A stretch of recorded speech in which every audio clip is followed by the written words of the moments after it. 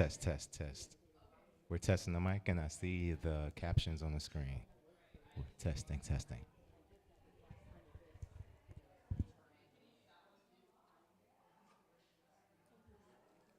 Testing the mic, testing the mic, and I'm seeing it on the screen. Testing the mic.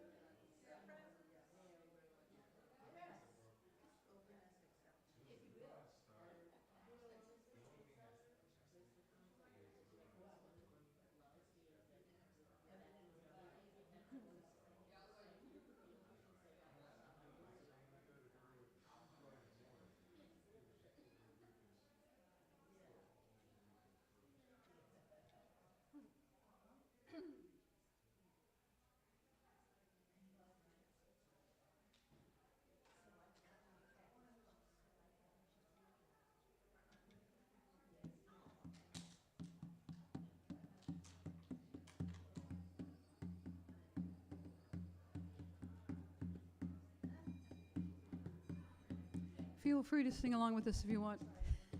It's got this chorus, has one line all the time.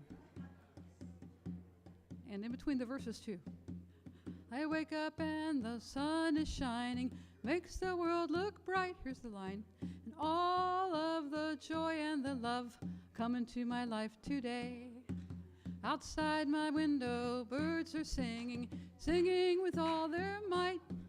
And all of the joy and the love come into my life today. All of the joy and the love come into my life today. All of the joy and the love come into my life today. A spring of healing light is risen, risen within my soul. And all of the joy and the love come into my life today. I now am well, I now am healthy, I am healed and whole.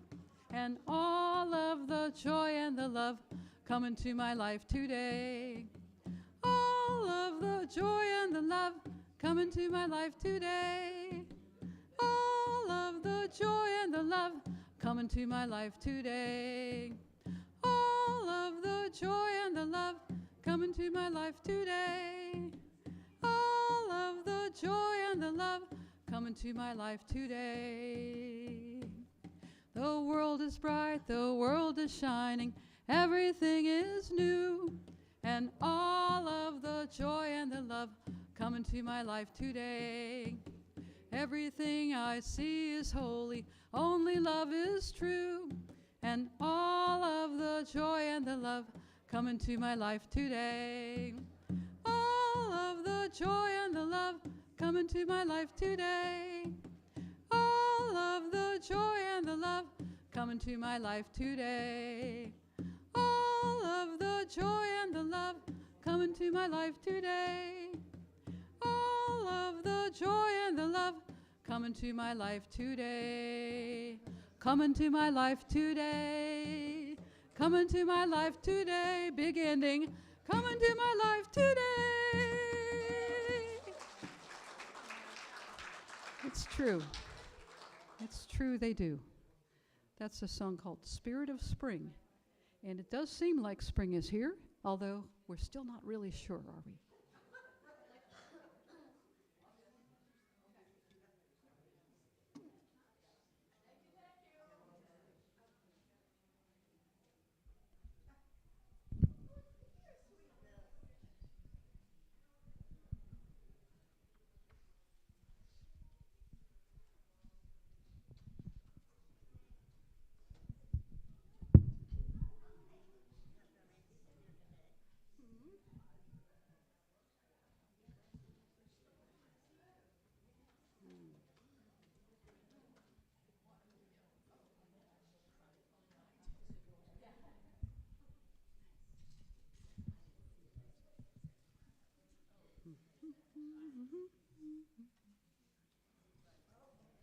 Good morning, everybody. What's up? What's up? We got some heavy hitters in the house. We got Reverend Marsha in the house. All right, what's up? What's up? And Forever Young in the house. Let me stop name dropping before I get in trouble. Everybody's in the house, okay? Welcome, y'all. Welcome to Unity of Gainesville. So I'm doing a little bit of double duty today. I am both Sunday service leader and, of course, speaker, which is all love. So what I'd like us to do before we do anything, if there's anybody joining us for the very first time, please raise your hand if you feel so. Yes, welcome, welcome. Anybody else? Sorta, okay. We know that your arrival here is by divine appointment. And so one way we want to say welcome is by this flower. Welcome. Thank you. Rupali's asking Sanithia. Sanithia been here for months. You look cute with the glasses. That's what's new. Welcome. All right, y'all. So whatever brought you to this morning's service, we are affirming that we are here by divine appointment. And so I was talking to Liza earlier, who joined us for the first time last Sunday. And what they were saying was, I asked, what brought you here? And what they said was, last week, I felt called to this space. And so we're acknowledging that whatever brought you here, whether it was a schedule opened up, whether it was a little reminder, or you said, you know what, I'm tired of what's happening on the news, I want to come to a space of love. Well, whatever brought you here, we are affirming that your presence is by divine appointment. And so I'm inviting you to take a cleansing breath. What we're going to do is we're going to move through our vision, mission, and core values. And so this is the thing that centers all of us. So let's read together. Our vision as a community is this: centered in divine love and wisdom, we joyfully create a world united in positive spirituality. We're going to shift now to our mission. Let's read together. Through prayer, meditation, spiritual education, and service, we put God's love into action. All right, and finally, we're going to do our core values. So we know that the vision is our North Star. The mission is how we do it, and the core values is how we embody it. And so the one way we do it is we could say our core value is to be spirit-led, but we affirm that we embody it in action. So we're going to say, I am, right? So let's say it together. Our core values as a community is this: I am spirit-led. I am love. I am generosity. I am gratitude. I am inclusivity. And so last year, our theme was around what was within. So we used the chakras, those energy centers, as a way to understand ourselves. And this year in 2026, we're looking externally. And so there are a lot of lessons that nature can teach us. And so that's going to be the theme that we're using the entire year. And so now through March, we're honoring the winter season. And so our core idea is this: is to be in stillness and vision for these next couple of months. Our focus is deep reflection, setting sacred intentions, and trusting divine order. The container that we're using for these next several months is this: in the silence, I see clearly. In the silence, I see clearly. And our anchoring thought, which is our affirmation for these next several months, is in the stillness, I remember who I am. So what we're going to do is we're going to take that last thought and we're going to place it into our heart. So I want you to take your hands. I want you to get ready like you're getting ready for a good meal. I want you to place them over your hearts. And we're going to affirm this together. So repeat after me. In the stillness, I remember who I am. I remember who I am. In the stillness, In stillness, I remember who I am. I remember who I am. And we're now moving into our evocation. And so our evocation is actually one of my favorite things to do. And every Sunday, this is like the moment when we like pull the floss out, right? When you go to the dentist and they're like, are you flossing? You're like, I know I should do more, right? It's like the answer is never, I'm doing great, right? And so this is the moment where we do the thing that is probably most needed. We affirm the truth that is in our evocation. And so our evocation is a reminder of the truth that we already know that is present with us. So every time I hit the bowl, I invite you to take a cleansing breath. Let's start with that now. Let's take a cleansing breath.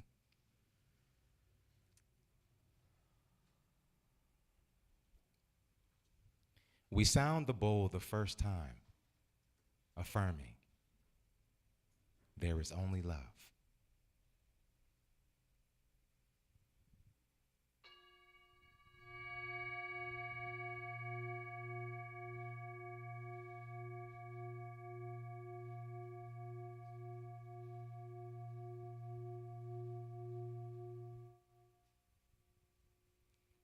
Together, let's say, there is only love. There is only love. We sound the bowl a second time, affirming if there is only love, then who are we? We are the expression of love, the articulation of love, the embodiment of love. Old Unity days, we would say we are the hands and feet of God. God is love. We are it.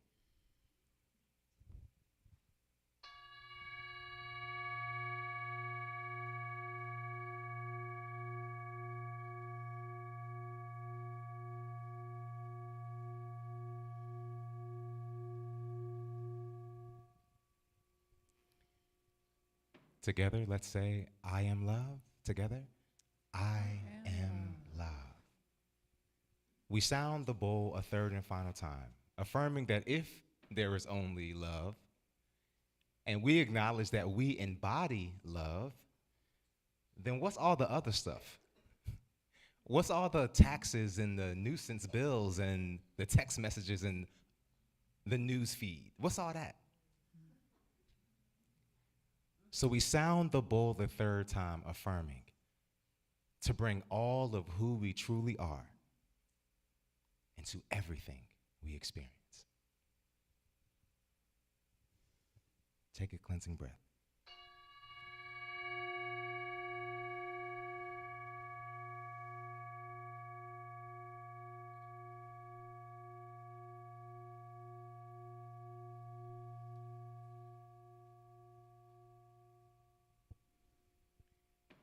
Repeat after me. I take all of who I am I take all of who I am into everything I experience.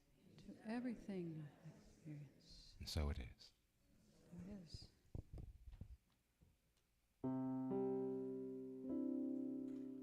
Well, here's one of my favorite Daniel Nahmod songs. There's so many. And a lot of you, I think, probably know this one. Feel free to stand up if you want, and even if you don't know all the words, they're pretty simple and repetitive. And the last two lines of the verse every time are the same. Once I decide to change my mind, God will show me how. Love is my decision right here and now. So yeah, that's in the songwriting business we call that a hook. It's not really a chorus. But feel free to stand up and sing this with me if you're feeling it.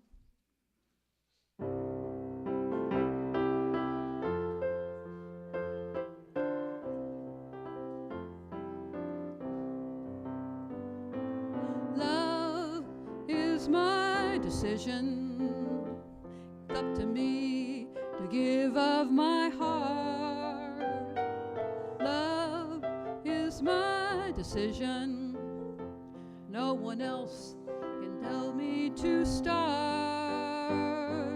Once I decide to change my mind, God will show me how. Love is my decision right here and now. Love is my decision. It's up to me. It's up to me to stand on that bridge. Love is my decision. No one else can make me forgive. Once I decide to change my mind, God will show me how. Love is my decision right here and now. Love is my decision.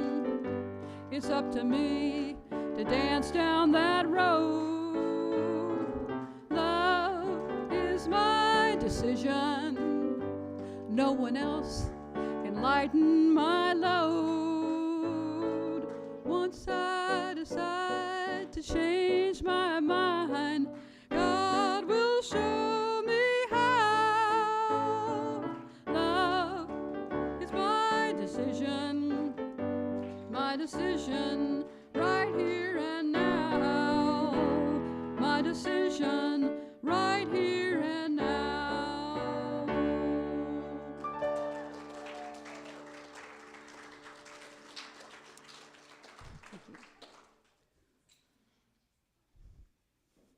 Thank you so much, Kathy.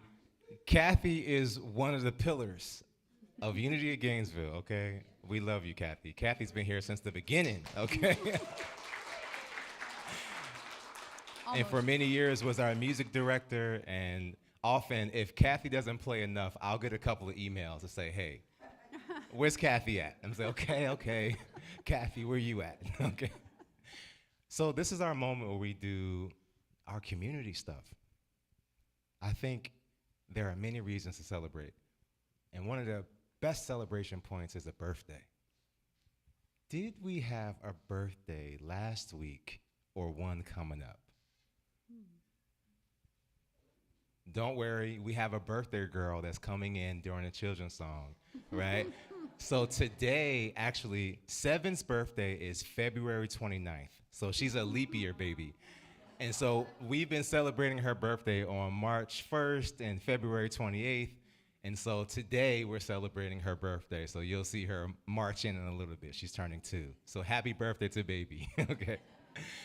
Do we have any milestones that happened this week? I know there's a big one that we're gonna talk about in a second, which is the deck. Yes, talk to us. All right. I want everyone to know that my boyfriend and I have been dating for 25 years. I think it's going good. That's right, I love it. Alex was like, let's just be clear, it's a boyfriend, okay?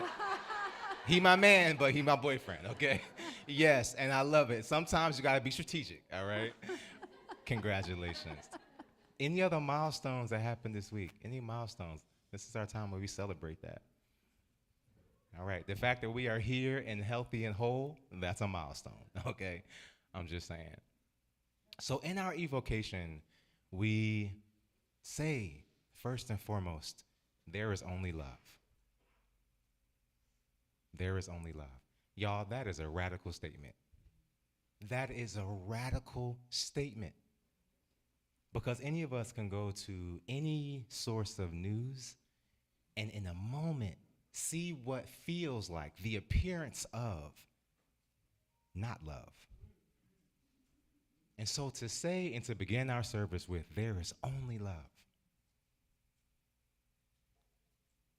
The onus is on us to step into that fullness. And our work as a community is to affirm that truth, because we are balancing the scales in this moment. When we say there is love, we balance the scales of what appears to be something else. And then we say we are the embodiment of love. We express love. We are love. So guess what, y'all? We can give it and we can receive it. So I want you to rub your hands together like you're getting ready for a good meal. And I want you to extend your hands to those around you. And as your hands are extended, I want you to imagine, just simply the thought is enough, that you are sending love. Repeat after me. We know you. We know you for who you truly are. We know you for who you truly are. God in expression. God in expression. We love you. We love you. We celebrate you. We celebrate you. And we wrap our arms around you We wrap our arms around you. on your sacred walk. So keep those hands up. Kind of say what's up to somebody across the room. I don't know your name, but I should know it by now. All right. Hey, you looking cute. That green looks good on you today. Whatever it is, we saying hey to our people. So this moment is embodied in this candle. All right. So when we light this candle, this is our oneness candle, our unity candle. And this flame is a reminder that when one of us is celebrating, all of us are celebrating. And when any of us are moving through a healing journey, all of us are moving through a healing journey. And so it is. Usually I would hand the mic off, but now I got to do some other stuff. So, Okay, what I want to do real quick is I want to honor a couple of big announcements. Celeste, can you please stand up? Okay, just stay standing for a second. So Celeste, we know, is our vice president for our board of trustees, and beyond that has been, I love the word pillar because it's appropriate, has been a pillar in our community. And we've been with Celeste through some milestones with the passing of Laurie, her husband, the love of her life. And what Celeste has done, not only did Celeste say, my life continues, but also says that my life continues in service. And that love has continued, and y'all, we have been experiencing it in the most profound way. So I want y'all to do me a favor. Just kind of extend your hands to Celeste. I want you to repeat after me. We see you. We see you. We know you for who you truly are. We know you for who you truly are. And we love you so much. And we love you so much. All right, y'all. So listen, stay standing, Celeste. The next time y'all go on this deck, okay, that looks oh so beautiful, I want you to remember that this was a seed that was nourished by Celeste, okay? We love you, Celeste. We love you, Celeste. Okay, y'all. I know there were a lot of people, a lot of hands, a lot of thought, a lot of deliberation.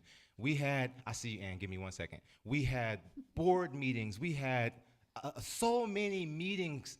And then on top of it, there was a baton that was being, it was so much organizing. And I know that there were a lot of people that helped make this possible. But it was Celeste who said, this is something that we can stand into. Now, let me tell you how love works. This is how love works. So we needed at least $10,000 to get this project started.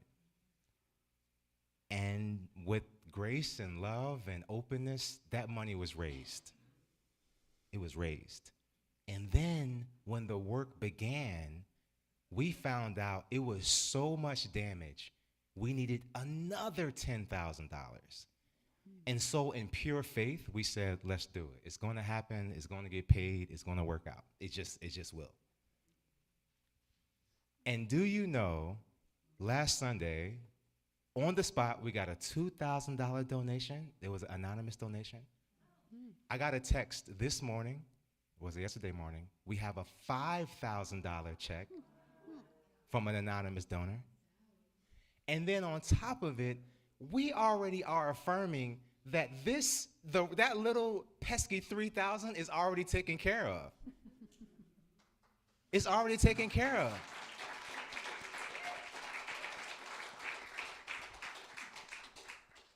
For all those who've given, not just financially, but spiritually, emotionally, with your heart, with your openness, you make what we do possible. Period. Full stop. You are loved. And I'm affirming that when we come into this space with an open heart, guess what, y'all? That is a contribution. And when we give our offering, whatever it is, because I know many of us in this room are living paycheck to paycheck. We're on fixed incomes. We're retired. And somehow that service and that giving still shows up. And we are reaping the rewards of it as a community. So I'm acknowledging Celeste, and I'm acknowledging all the love and all the giving that makes something like this possible. We see you. We see you. Okay, Ann, you were standing. I wanted to say that Brock is sick today. Okay. Brock is sick today, nothing to do with his liver, and he wanted to tell you that he went to the doctor this week, and they said his liver is better. And he wanted you to know that, and also thought we might want to give him a little prayer. All right, for sure. So we're going to do that prayer for sure. Paul, can I put you on the spot? Can we give an update on Bonnie? How is Bonnie doing? Bonnie's doing well. As you all know, she has cancer, and she's been going through that. And then uh, apparently she got some water all around her lungs and had to go in the hospital, spend 14 hours in the ER, and then 3 days, and they finally removed the liquid.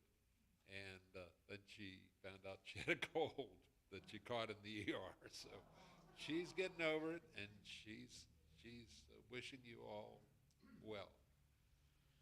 Thank you so much. So, can somebody give me a nudge when it's time for prayer to make sure we acknowledge these names? Okay. Okay. The only other announcement that is coming to mind in this moment is that as we're moving into this new year, I am acknowledging that there are like areas of service that is calling your heart. Okay? And so just know that if you see something that could use a little attention, that's probably yours to do. Okay? I'm just saying.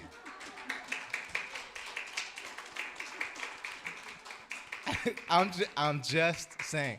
So if you see it, and yes, when you come to me or to come to Celeste or any other board member, we welcome it. And then remember what I'm saying. It's probably source, the divine, God, loves, whatever you want to call it, guiding you to that thing. Y'all see these eyebrows? Okay. That's what it is. So, and this is the announcement, okay? So if you see it, it's probably calling you, all right? And that doesn't mean you're doing it by yourself. We'll pull a team together to support you as you lead that process, right? But it's probably yours to do, okay? There are so many hands that keep this building afloat, this nonprofit functioning, so much behind the scenes. And guess what? It's more to do. And you are welcome. All right? You are welcome. Okay, we're going to shift gears into our daily word.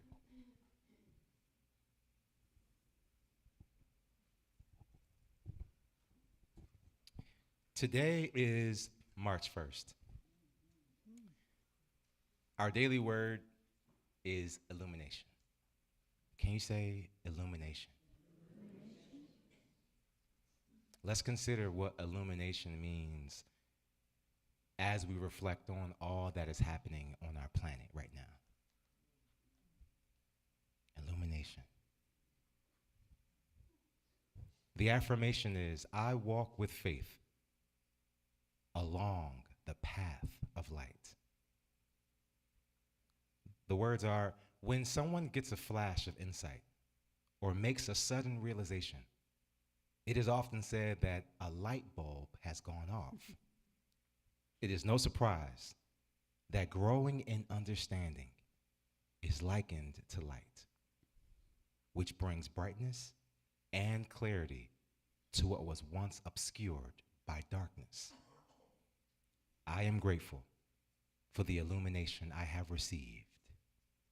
As I have traveled the divine path, my spiritual growth may not always be easy, and I will never stop learning and discovering. But there is such value in the journey itself. In those moments, I feel newly close to God. In those times when the divine within helps me make a better choice. And those precious flashes of pure love and light. I welcome my ongoing illumination, knowing the light I seek is already within me. Let's say this affirmation together. I welcome my ongoing illumination. Ongoing illumination. Knowing the light I seek The light I seek is already within me. is already within me.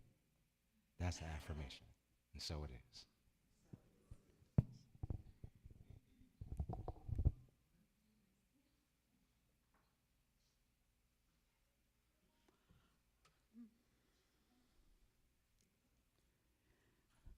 Some of you probably already know this song. I wrote it back in the 80s, but it sort of feels like it's important right now, too. So feel free to sing along with Arms Are for Hugging, based on a bumper sticker that I saw.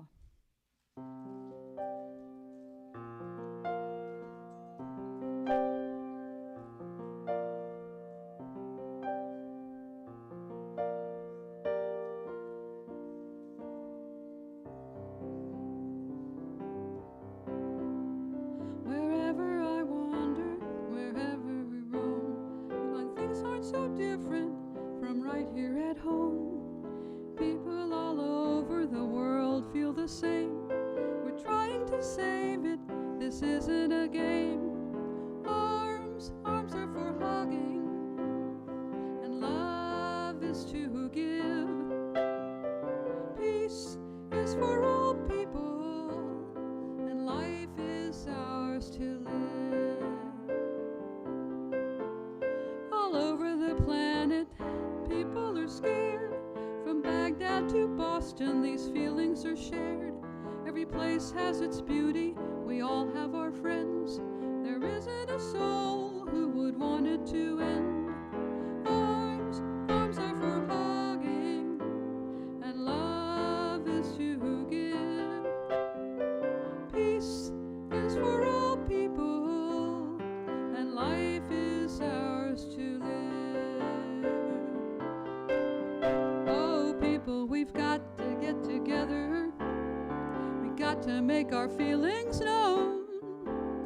Whoever you are, wherever you're from, in this you are not alone. Knowing that arms are for hugging, love is to give. Peace is for all people, and life is ours to live. Whoever you talk to, you'll find this is true. They all want the same things as me and you. We all love our children, we all love our land, and a smile is a language we all understand. Arms are for hugging, and love is to give. Peace is for all people, and life is ours to live. Arms are for hugging, love is to give. Peace is for all people, and life is ours to live. Life is ours to live.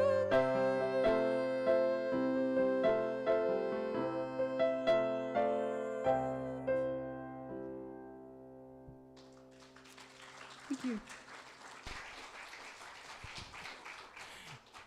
Thank you, Kathy. You wrote that 20 years ago? Wow. How? That's right, Kathy. Kathy said, I might not have been born yet. You got that right. It's something to think 20 years ago. It's something is still so relevant. Something like that, those lyrics, you know, that's incredible. Our time today, this time, this talk, is called this. There is power in the stillness. There is power in the stillness. There is a story. It's actually one of the most popular stories in the Buddhist tradition. And it's about a monk who goes into a cave. And so in this cave, he's met by a bunch of demons, as the story goes. And so he says to the demons, I cast you out. A couple of them leave, but there are still more. He says to the other demons, I'm going to love you so much. I'm going to pour love into you. And so more demons leave, but there are some left. Then he says to the other demons, okay, let me see. I've cast them out. I've loved them. Let me pray for him. So he prays for more demons, and so a couple more leave. But he's still left with this one big demon. And so he thinks and thinks. And he says, I know what I'll do. So he's already loved them, prayed for them, cast them out, and there's one left.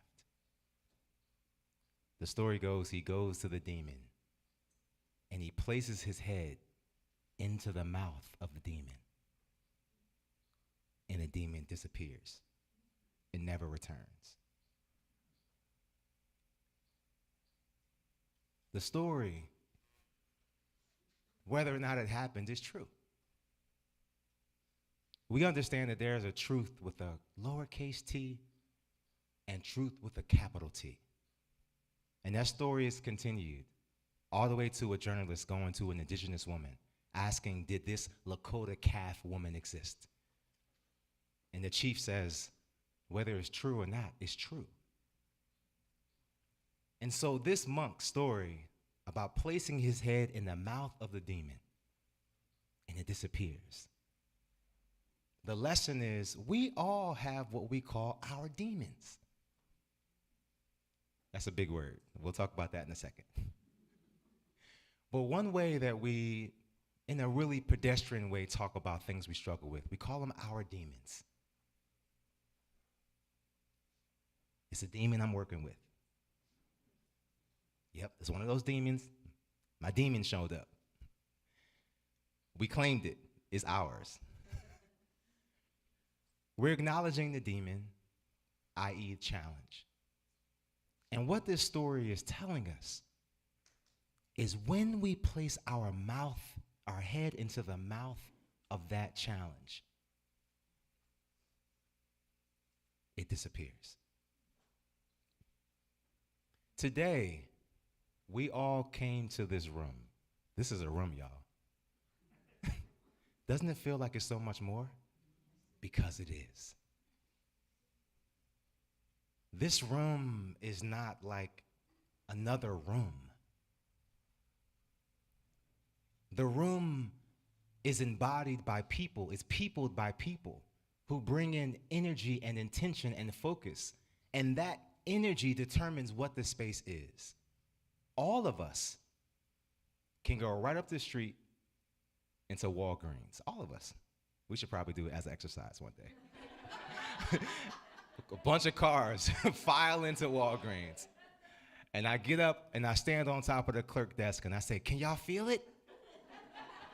It doesn't feel like unity, right? Or does it? Or does it? We determine what this space is. And guess what, y'all? Every last one of us, we're coming into this space with a different set of challenges, i.e. demons. Our work is not to act like it's not here, or not to act like we're not dealing with finances or hurt or estrangement or whatever our journey or experience might be. That's not the work. The job is not to put on blinders and say, we're so positive in this room, we acting like it don't happen. Because guess what happens? The moment we walk out this room, boom, you get hit. Whether it's a text message, a DM, somebody says a thing, asks the wrong question, you got it. There is so much creativity in how that thing we struggles with shows up in our life. Life. And so the story of the monk placing his head in the mouth of the demon, I want us to consider, what is it today? Not yesterday, not last week, not what you think is to come, but what is today? What is the thing that we're being asked to give over to?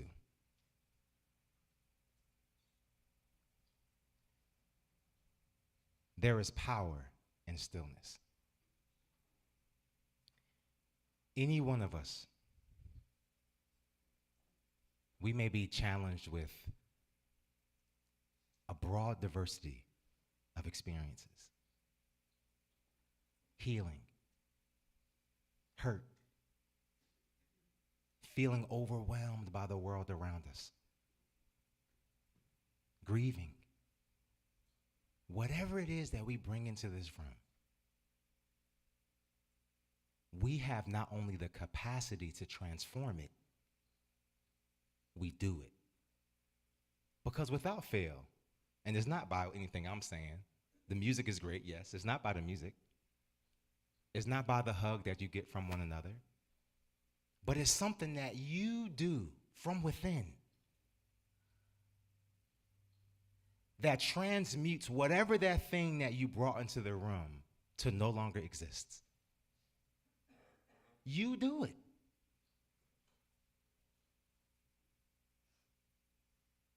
Unity has a couple of core, I like to say the greatest hits. And we have them here. Unity is a space that welcomes all faith walks. Unity is a space that says, just as you are loved. You don't need to do nothing. As you are. Here are some tools as you navigate this thing that we're all embarking upon. And one of the tools, one of the principles is this. God is. God is. For the past couple of months, we've been talking about Hebrew scriptures. We've talked about what and how the Hebrew scriptures have been contorted. And then we talked about the meaning of the Old Testament and how using that language is loaded with controversy, right? Because it points to those in our community who honor a Jewish cultural tradition. The mere old points to something that is inferior or arcane, right? So the best way we might talk about the Hebrew scriptures is calling it either the Hebrew Bible or the Hebrew scriptures. And when we say the Old Testament, we're talking about the Christian Bible, right? And just that simple distinction. So that's what we've been talking about, and how in the Old Testament, i.e. Hebrew scriptures, neither of those texts refer to itself as a holy text. Theology does that. With a boom in our ability to be literate, and this is in the late 19th century, the boon of our ability to read, when we all read this same text, we emerge with different opinions, different perspectives, and different ways in which we saw truth. And we divided ourselves into what we call denominations, right? And so if enough of us believed a thing, this was our faith walk, and we created tenets. We created a pathway. We created a dogma. And then, if the dogma was strong enough, we could send each other to hell.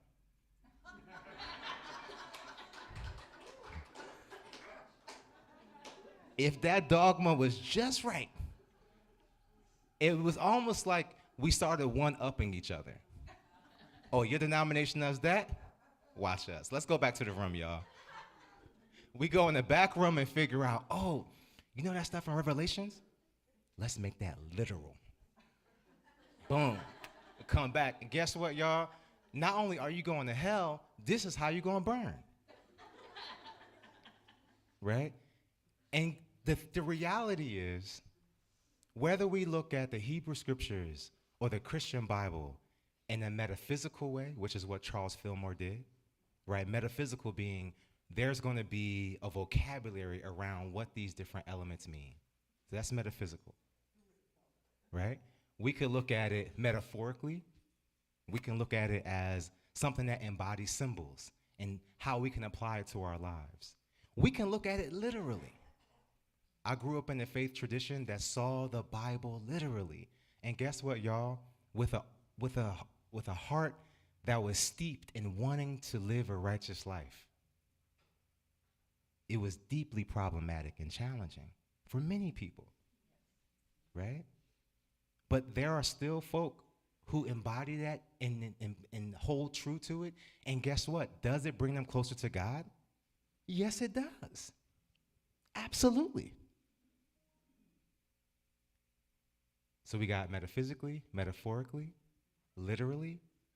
And what we do in this space is we look at all these holy texts, if I can use that phrase, minutically. And that simply comes from a Socratic method that says, I'm going to take this in and I'm going to apply my 2026 reality and see what I can pull from this to apply to my life, right? So, for example, let's take the creation story. Y'all know the story, right? God created Adam and Eve, right? Let there be light all the way down. And the climactic act is God created man in his own image. Christine Hayes, she's a scholar of Hebrew scriptures in Yale. She argues that the climactic act was actually when Eve was created. Right? If you think about it, and I'm just like, oh man, that's deep. Because you have the light, then you have the fish, you got all the stuff, then man, and then what's the final thing? Eve. So the climactic act of that creation story is actually a woman. Okay? Yes. Now, the reason why that's significant is because theology says, no. A woman came from the man's rib. So you got to know your place. Nah. If we want to look at this literally, according to Christine Hayes, and I agree, a woman is the climactic act of that creation story. If we're going to look at it literally. In this space, we look at the story of creation in Genesis, both in the Hebrew scriptures and the Christian Bible, the Old Testament. We look at that creation story minutically, metaphysically. And what that means is we got to do a little more work because the work does this.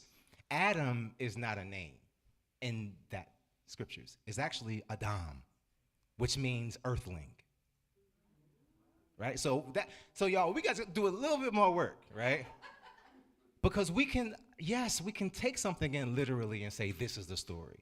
But our work has to look different. So if we say, oh, okay, Adam is not a name, Adam is actually a Greek terminology which means earthling. Okay, I'm with you. And so when God says, let's create man in our image, God is talking to other gods. God says, let's make man, talking to somebody, man in our image. So what we're doing in this moment, we just took like one phrase and we're unpacking it. And y'all, this is a little more work. It's not easy stuff. Right? But what it does is we can now apply something that was written, can we say thousands? Can y'all say thousands? Thousands of years that articulates the cultural memory of the Jewish people. We can look at that and not as an artifact, but we can look at it as an archive. And if we look at it in a way that is expansive, and I love Rupali, she uses the word spacious. If we look at that more spaciously, we can apply it to ourselves. Because if God says, let's make man in our image, what might that mean? Let's do a little more work on this. Our first principle in unity is God is. And what that means is there is only God. There is no other. There's God and then there's the other stuff. I mentioned to say there is only love is a radical act. Because when you say there is only love, somebody says, yeah, there's evil in the world though. Actually, if you say there is only love, evil, that's not it. That is merely the absence, the veneer, the belief in the separation. I can tell you all day that the lights work, but if you don't believe me, guess what? You're not going to see light. Does that mean because you believe it doesn't exist, it's not here? No. Are y'all following me on this? If someone comes into the room and says, there is no electricity in here, and we say, bruh,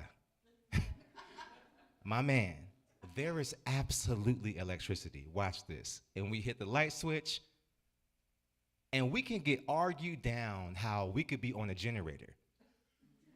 And we're doing something to mask the real sound which is producing this light. And then we could go into a debate, and we can like slam our hands into our foreheads and say, how can I convince this person that we have electricity? And then I come in the room and say, y'all, stop arguing. It's not ours to argue. Ours is to live it and to love that person where they are. And they say, there's no electricity, and we say, you are love. And wherever you are on this path, it's good. Right where you are. Because if we come in with judgment, because the second we slam our foreheads into our palms, we've created separation. We've created a plume. So a plume is you got a dusty rug, and you like slap it on the ground, and then poof, all that dust, that's a plume. We've created a plume of separation that has very much darkened the space, has very much tainted our ability to breathe in fresh oxygen, and has impacted our desire to even be in the room. We did that by judging. By judging. So our work is a little bit, we got a little more work, right? So the first thing is we can take something, no matter how it's interpreted in other spaces, we can take it and it could be applied to our life. We can say, I see how this could be looked at literally, but I'm going to see it this way. And how you see it is perfectly fine. And I'm going to see it this way. Because seeing that there is only love and trusting that divine principle, that's the thing that allows me to wake up every morning to decide today is a no news day. That's the thing that when you get a text from a friend, girl, did you see? No, I didn't. No, I didn't. No, I didn't. And to say no is a loving act. In January, I'm not going to say I anchored.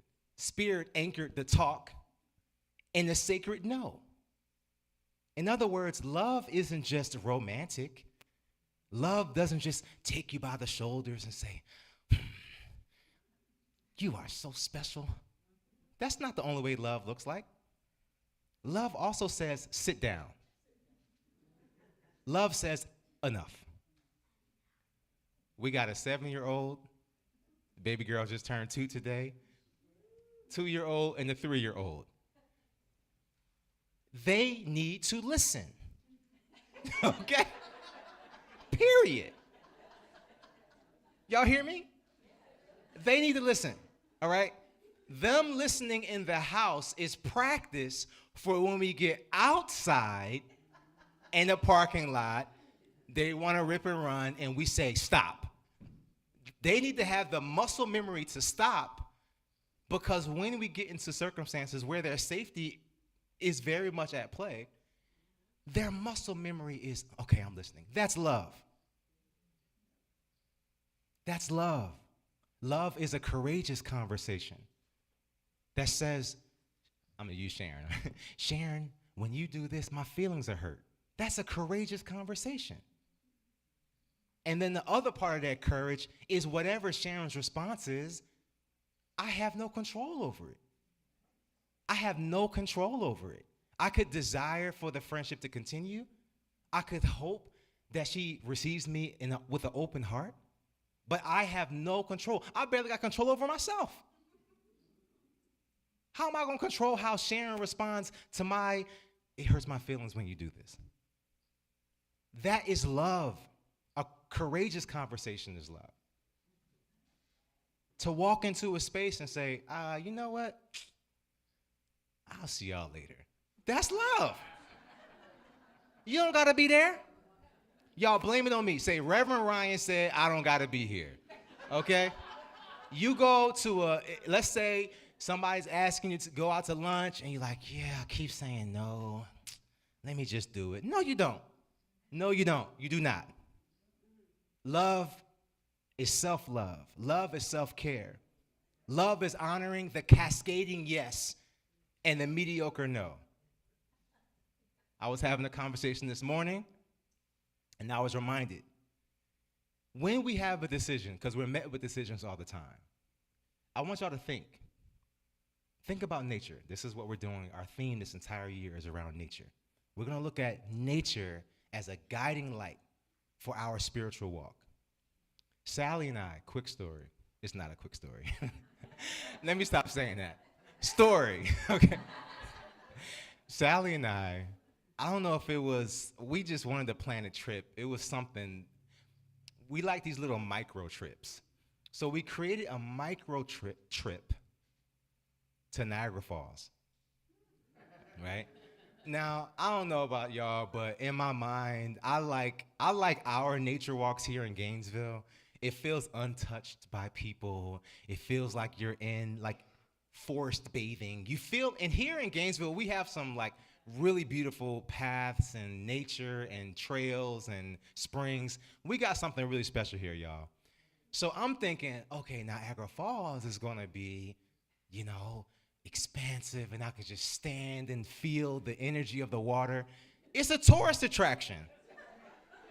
It's buses, it's parking. You gotta pay $40 for this. You wanna walk over here, you gotta put money to see a magnifying glass. It was the most random stuff. I'm like, y'all paying for that? We gotta pay for that? Now, I'm with my newlywed wife. I can't act like I'm upset about the cost of stuff. I'm just like, it's all good. We got it. But in my mind, I'm thinking, geez, Louise, we got to pay for that too?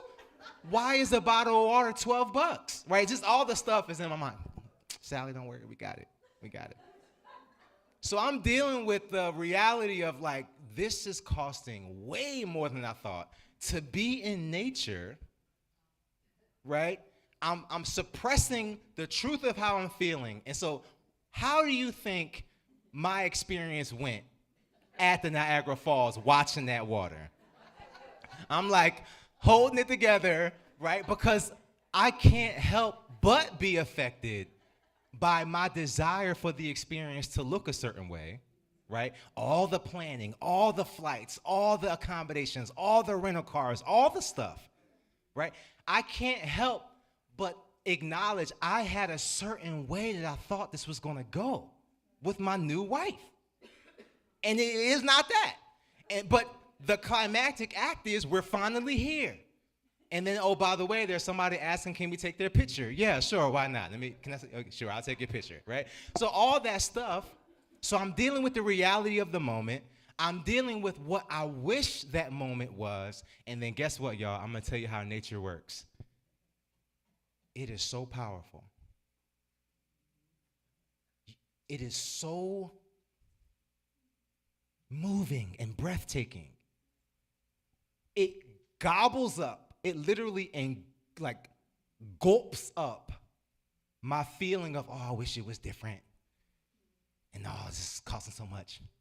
It gulped it all up. And all I can do is see the crashing of the water. The sound is so loud. It sounds like you're in the middle of Highway 75 and it's just the rushing, just constant. And you could feel that energy, y'all. You can feel it. And they have these bars around it so you can, keep you safe. You can kind of look over and see cliffs. Some of the adventurous among us climb the cliffs being too dangerous. Like, why are you down there, right? So climb down. They were trying to find their quiet moment too, okay? So some people, right? Some people climbed all the way down to experience it as best they could. But from the safe space, from the bar, you can't help but feel the rushing, 'em. Of that energy. And the thing that I couldn't stop thinking about was as we were driving away, I told Sally, I said, that water's still going. And then we're on a flight, and we get back to Gainesville, and I'm thinking, that water is still going. As we're talking right now, that water is still going. It's still crashing. It's still gobbling up. It's still moving energy as we talk. That water teaches us what a sacred yes looks like. When we are met with, should I go here or should I go here? I think I should probably do this. Maybe I should try this. When we're met with a question, when we open ourselves to that divine presence within, affirming that God is, that yes is going to feel like that rushing water with that same power, that same potency, that same excitement. That, oh my goodness, yeah, I don't know, maybe I could. I don't know where I'm gonna get the money from, but it sounds amazing, right? That yes is gonna be rushing through us. That is source. That is our connection to all that is. You ever have somebody ask you to do something and the yes just bursts out of your mouth? Or you want to say yes, but your brain can't quite figure out how you're going to pull it off. Like, you want to say yes, but it's no way. Like, how am I going to organize all this? You want to say yes, but there is something in your mind that's like, oh, I don't know if it could work out. But the feeling tone is, this is a yes. That is nature teaching us. And guess what, y'all? In the same way, when we get a question, and if that question doesn't come up with the same yes, it's a no. It's a no. It's a no. So if we're met with a question, should I go here? Should I do this? Should I quit this job? Should I end this relationship? If the answer doesn't come with a cascading yes, we got two things we got to do. One, we have to silence our mind. We have to go within. Eric Butterworth, we got to go into the stillness. Because in that meditation, what we've actually done is we've quieted the monkey mind. We've quieted the racing thoughts. And we've settled into that stillness that is always there, that clarity that is always there. And it is from that place. And it's a still, small voice. There is power in the stillness. In that still, small voice. Yes. That's it. Call them right now. And that is a cascading yes. That defies the rational thinking, the rational mind. Because we are connected to something so beautiful, so powerful, so divine, so much so that we are it. We are the climactic act of that divine presence, that divine source. And we're not separate from it, especially if we say God is.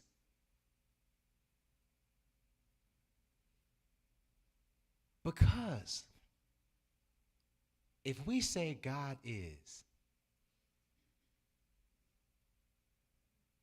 but I'm over here, that's no different than saying God is and there's also evil.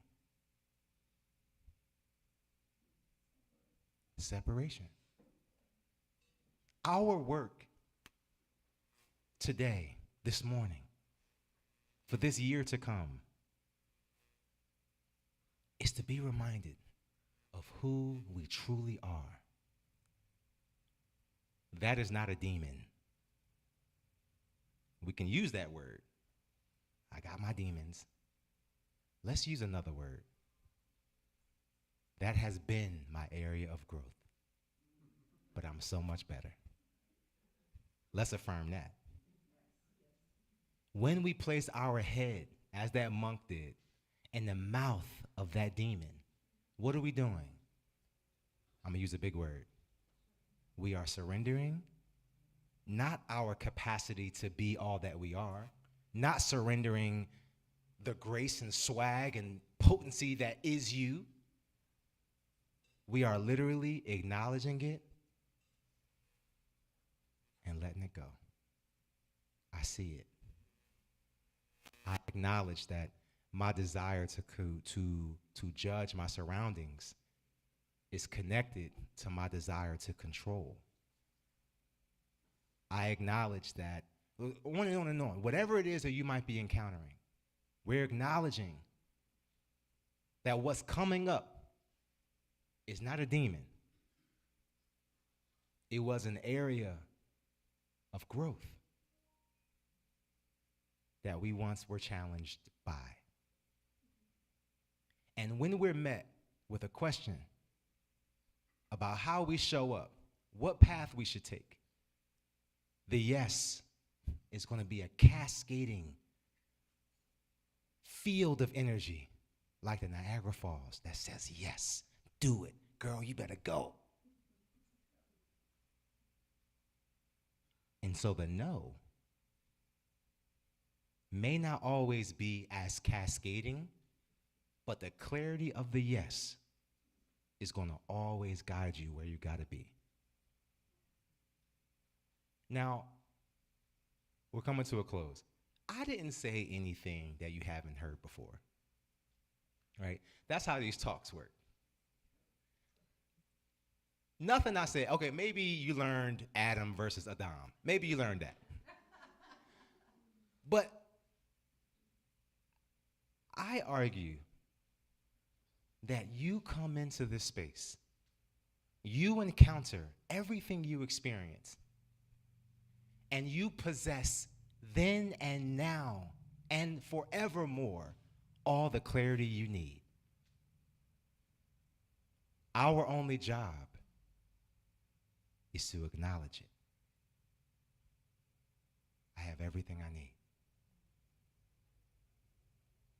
What is mine to do? What's my sacred yes? Is this for me? Is this mine? Let's take a cleansing breath. And if it's your practice, I'm inviting you to close your outer eye. And we're just going to move into what I like to call a mini meditation. And so as you breathe, I want you to soften your shoulders, soften your jaw, all those muscles. With every breath, it just becomes softer and softer. It softens and softens. And what we are tapping into now is the clarity that is. In this divine moment, we affirm that divine presence is always with us. We express it in all that we do.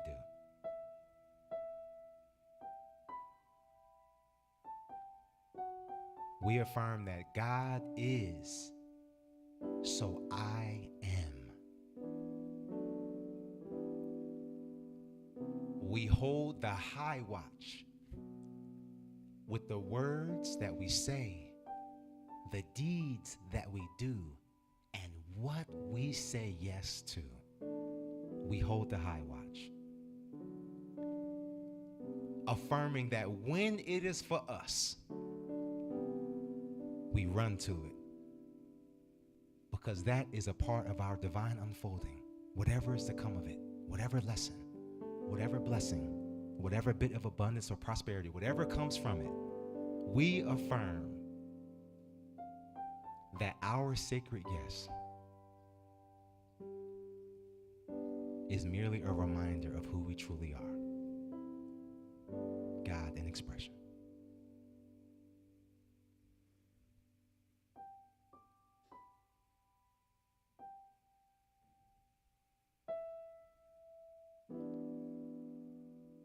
Keep breathing.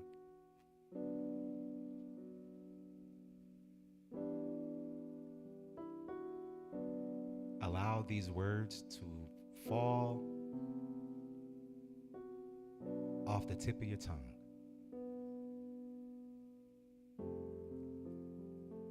God is. Therefore I am. God is. Therefore I am.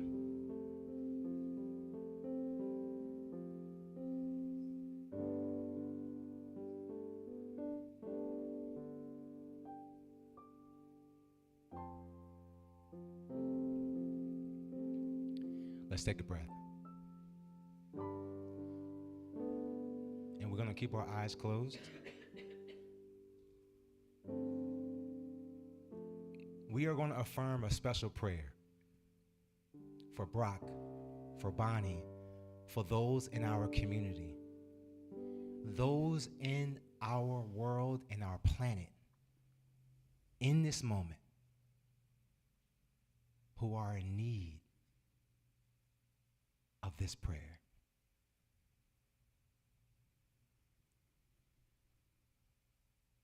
May all those in our communities and in our world who are experiencing the appearance of suffering, may they know in this moment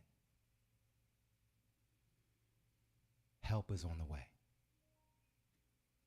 Where they are a part of a majestic unfolding,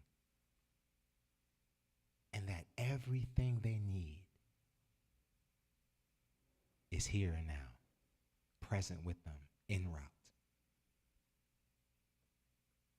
May they feel an extra burst of energy and know it to be love, and that their connection with the God of their understanding is stronger than ever. May they feel the truth that there is only love. And so it is. So it is.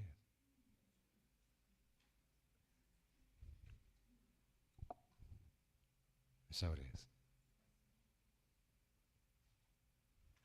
We're going to shift gears into our giving. And so what I'm asking as we prepare whatever our offering is, I want you to put this energy of love, this energy of clarity into the seed. And I want y'all to know that it's being planted in fertile soil. So take your offering and place it over your heart and repeat after me. Divine love, Divine love expressed in me, expressed in me, through me, as me, and is me, blesses and multiplies all that I have, blesses and multiplies all that I have, all that I give, all that I give, and all that I all receive. that I receive. And so it is. It is.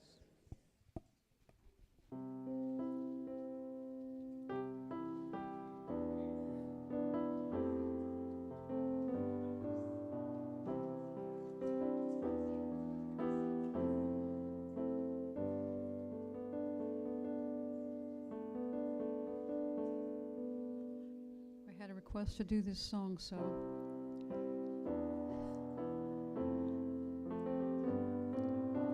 I think we used to do this every week with Marcia. Surely the presence of the Lord is in this place. I can feel God's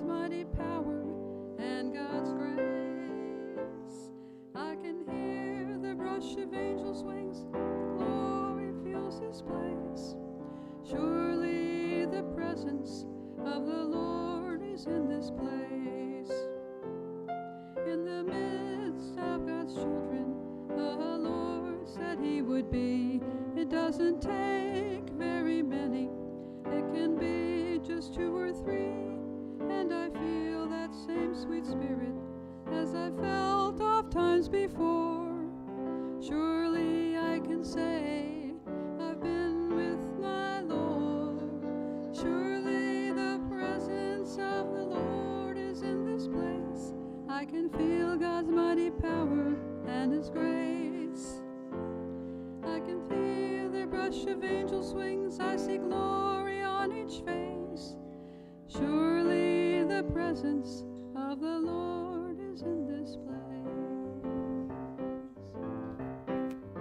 Stuck in. This little light of mine, I'm gonna let it shine. This little light of mine, I'm gonna let it shine. This little light of mine, I'm gonna let it shine, let it shine, let it shine, let it shine.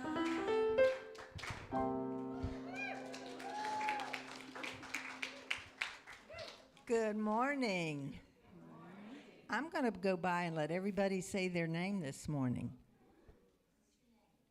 Ravi, Sophie, Lishka, Leah, Kenya, Resin, Julian,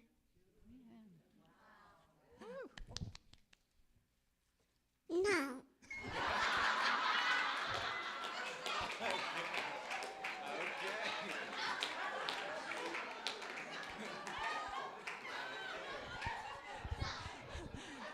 Well, when you've just turned 2, no is your name. You always hearing it.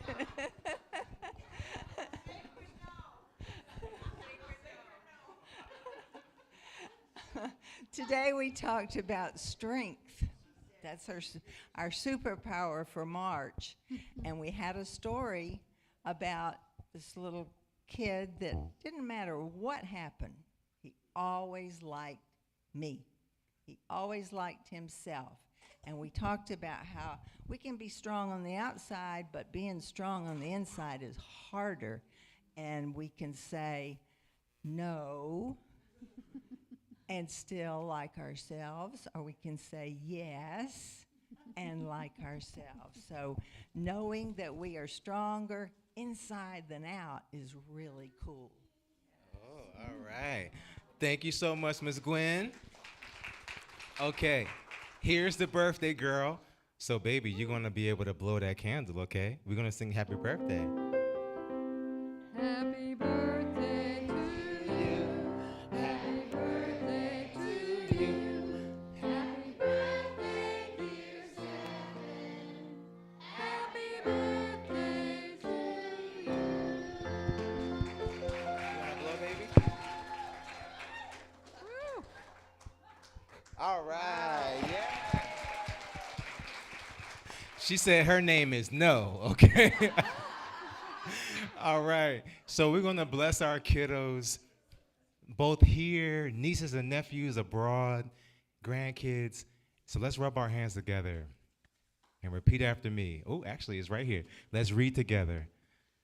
And we're going to extend our hands to the kiddos and say, children, you are perfect just the way you are.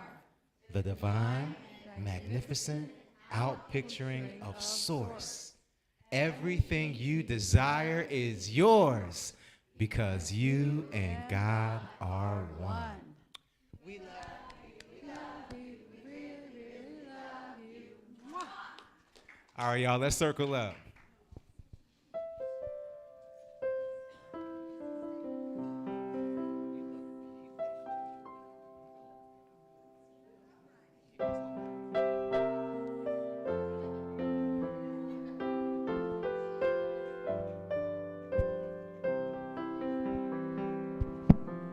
Let there be peace on earth, and let it begin with me.